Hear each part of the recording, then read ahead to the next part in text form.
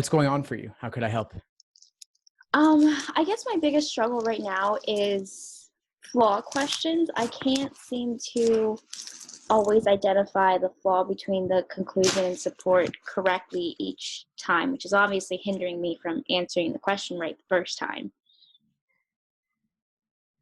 Okay. So what have you done to study flaw questions in particular or to get familiar with flaws?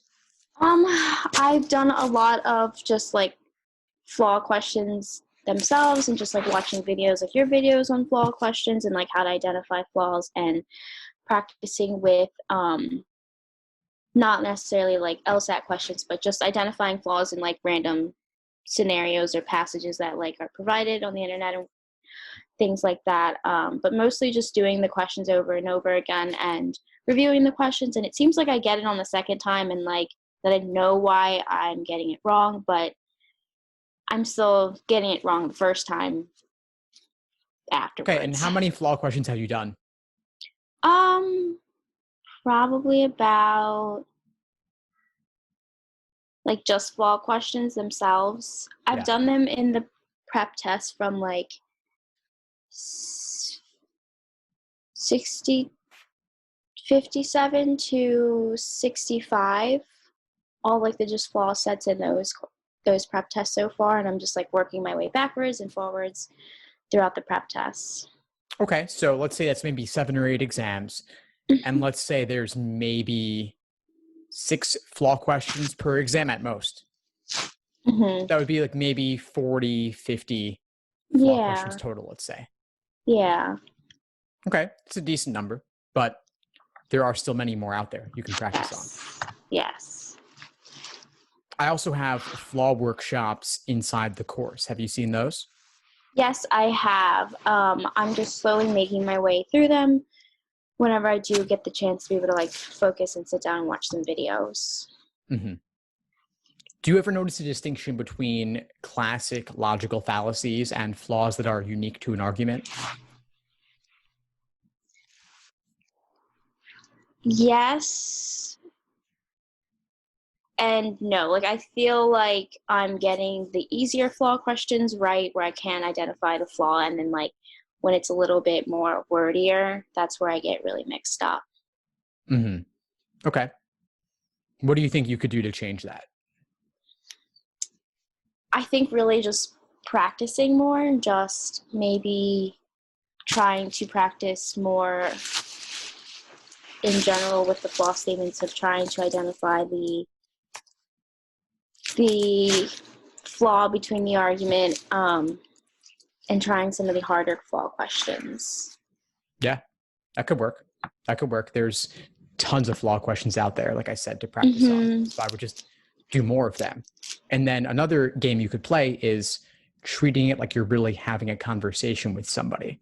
I got the sense that you've been looking for flaws in everyday life, of which there are many, especially in Mm-hmm. election years and political times. You have even more of them available to look at out there. Mm-hmm. So always keeping an eye, being skeptical, being critical, and looking to see what's that disconnect between evidence and conclusion. Mm-hmm. Bring that mindset to bear on whatever you encounter. You'll start to pick it up more in the questions too. Right. Okay. Definitely. Yeah, I could see that how that can be definitely beneficial. Yeah. What else is going on for you? Logic games I seem to have, I'm pretty strong with those. And then reading comprehension, my difficult struggle is inference questions. And just being able to, and I know that the support is usually in the passage, but I'm finding that I'm not able to make an inference sometimes correctly. Okay, so what leads you to get those wrong? Is it not finding support? Yeah, it's not finding support, and I tend to run out of time too with reading comps, so I feel like I'm rushed, and I'm trying to practice them without being timed right now, just so I can kind of understand, but then I'll practice them sometimes timed, and I'm still not able to make that connection between the support for the inference fast enough. What's your initial read like on the passage? I think that's my biggest problem is that the initial read, I get the main idea, but I feel like I'm like reading over small details that I'm not catching. And so when I go into the questions, I'm rereading the passage again or parts of it to find the little parts that are involved in the question. And how long do you spend on your initial read? The initial read, about 2 minutes. Are you noting where those details are during the initial read? I was at first, and then to cut down the time, I tried not to, and just like maybe because I'm just using the Law Hub so I can practice the online format. And it does take time to highlight things, and so if there's something that I notice, maybe like once or twice throughout the passage, I'll highlight. But I really try to not make note just because of the time it might take up. Yeah. Yeah. Does 2 minutes on that read feel like enough to you? It does not feel like enough to me. I feel like I'm not able to grasp that in that amount of time, and I know that I need to get towards that. What do you think would happen if you doubled the amount of time from 2 minutes to 4 minutes on the initial read? I think that I would definitely be able to grasp more of the information and the reasoning structure in the passage to be able to answer the questions, but then that scares me because I don't want to have limited amount of time on answering the questions. Right. So there's a cost. 4 minutes would give you a lot more understanding, but you would then pay for that when solving the questions. So I'm going to recommend that you've already done, I'm guessing, a number of passages with the 2 minutes. Now I want you to do an equal number of passages with 4 minutes and see what changes. Then, if you like 4 minutes, do 4. Alternatively, there's a compromise. There's a middle ground, 3. So maybe 3 will be the magic number. Maybe 4 would be okay. Personally, I'll spend 2.5 to 3 minutes approximately on that initial read. Maybe if it's easier, I'll spend 2 myself, but I've been at this for a while, obviously. So 3 minutes might be good. Might be, but I'm going to suggest you actually give yourself 4 just to see what that feels like to go more in depth. And then even just through your own studying, you might be able to naturally reduce it from 4 to 3.5 down to 3. Right. Okay. I could definitely try that. What might you change with regard to note taking if you had more time? I would probably take just a little bit more notes to just highlight either some details that I know that will probably show up in questions, and anything of like the author's point or a specific main idea within the passage. I'd probably highlight some of those. Yeah, see what it's like. See what it's like. You can highlight on Law Hub. You can underline on Law Hub. You can also play with the notes that you make on your scratch paper and the level of detail you put there. It could be words, it could be phrases, it could be paragraph summaries, it could be expressing the author's main opinion, the main idea, any of that. And then noting where the details are so you can find them when you need to. And you can note that mentally.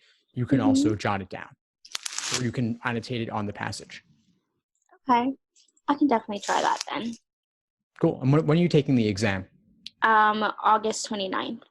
Okay, so you've got about a month to play with this, and you can do it on the side as drilling individual sections, or you can do it organically as you complete full-length exams, which luckily for the Flex, only 3 sections. You can do more. Right. Okay. Definitely. Thank you. Yeah, of course. Anything else for today? No, that's probably about it. How many practice tests do you suggest like studying or completing full practice tests up until my test? At least 10. At least 10 more. Okay. And how many have you done so far? I've done